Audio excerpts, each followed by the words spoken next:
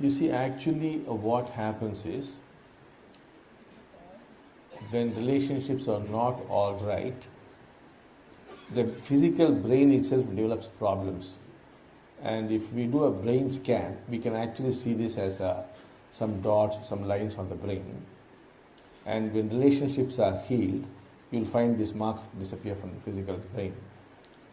Now, the brain is so designed that it should be able to transmit signals to other brains and receive signals.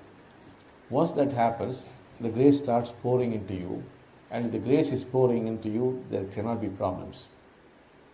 Now, what happens is, if the relationship is not all right, the grace is not able to help you. So the moment you set right this relationship, you will find actually the brain changing physically, and the grace starts pouring in.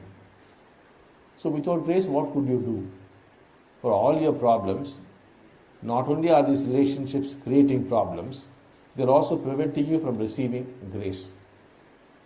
For example, you can actually experiment and see, if you have a very bad relationship with your father and you're hurt him very badly, sooner or later you would develop financial problems.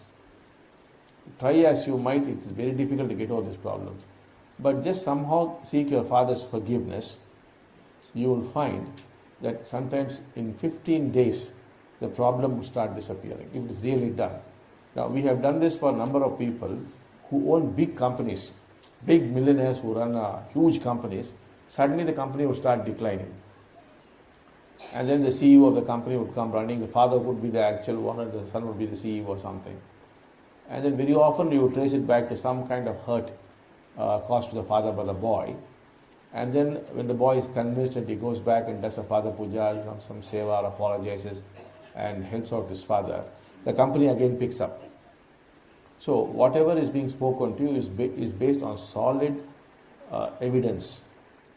Now things are so bad, relationships are deteriorating, and we also know that when relationships deteriorate beyond a point, you get floods, you get drought, you get the tsunami, you get the earthquake. That also we are well aware.